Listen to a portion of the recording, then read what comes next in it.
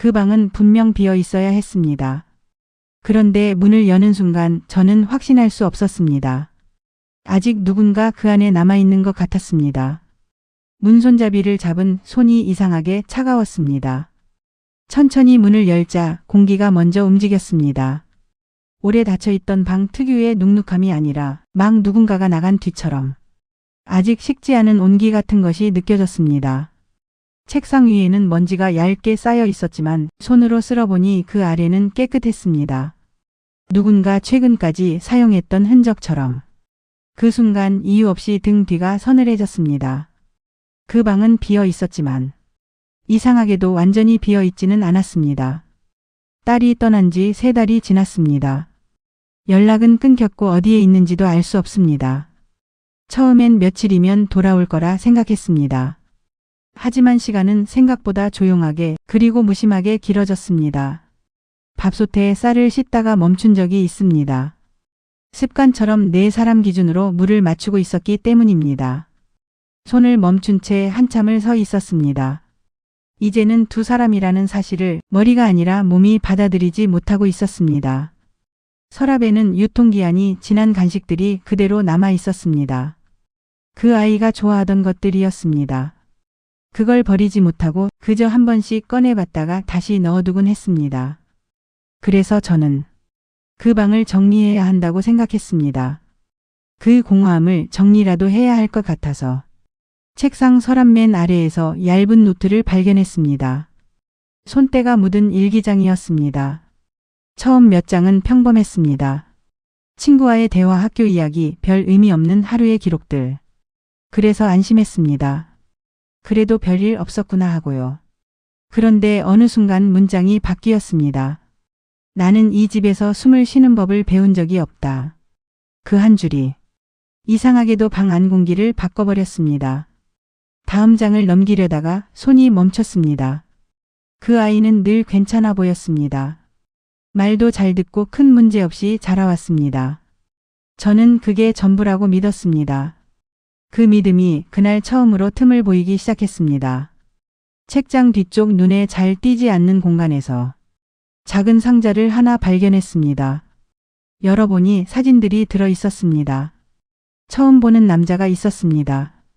딸과 나란히 서 있는 사진이었습니다. 그런데 더 이상했던 건 그 아이의 표정이었습니다. 제가 알던 웃음이 아니었습니다. 억지로 맞춘 웃음이 아니라 힘을 빼고 편하게 웃고 있는 얼굴.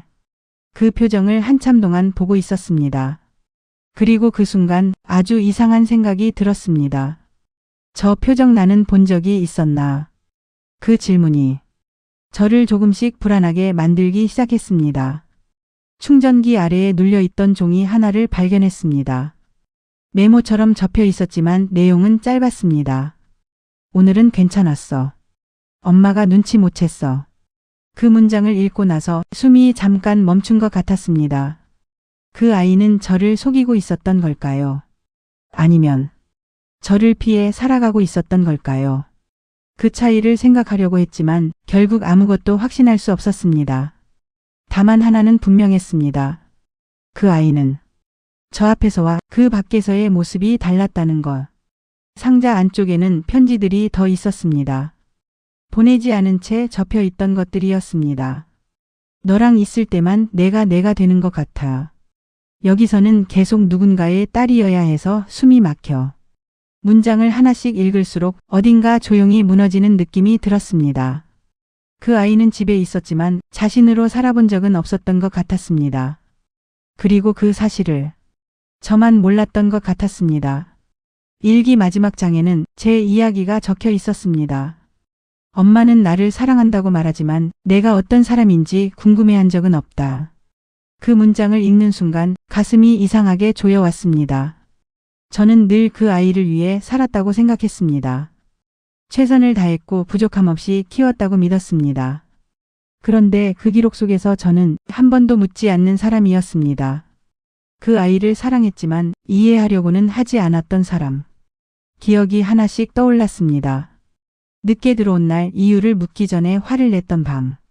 무슨 말을 꺼내려던 아이를 제가 먼저 끊어버렸던 순간들.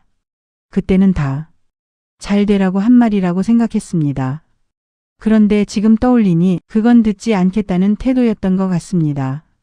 그 아이는 그때마다 조금씩 말을 줄였고 조금씩 저에게서 멀어졌습니다.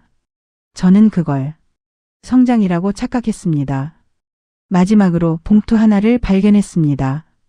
제 이름이 적혀 있었습니다. 하지만 보내지 않은 편지였습니다. 엄마, 나는 도망치는 게 아니라 나로 살고 싶어서 가는 거야. 그 문장을 읽고 나서야 처음으로 눈물이 났습니다. 그 아이는 저를 버린 게 아니라 저에게서 벗어나려 했던 거였습니다. 그 차이를 이제야 알게 되었습니다. 그 방은 여전히 그대로입니다. 먼지도 책상도 그 아이가 남기고 간 것들도. 하지만 이제는 압니다. 그 방은 비어있는 공간이 아니라 제가 몰랐던 한 사람의 삶이 남아있는 곳이라는 걸. 저는 아직도 그 아이를 완전히 이해하지 못합니다. 아마 앞으로도 다 알 수는 없을 겁니다. 그래도 이제는 그 아이를 제 딸이기 전에 하나의 사람으로 생각해 보려 합니다. 그리고 그날 이후 밥솥에 물을 맞출 때마다 잠깐 멈춥니다. 이제는 얼마나 덜어내야 하는지를 생각하면서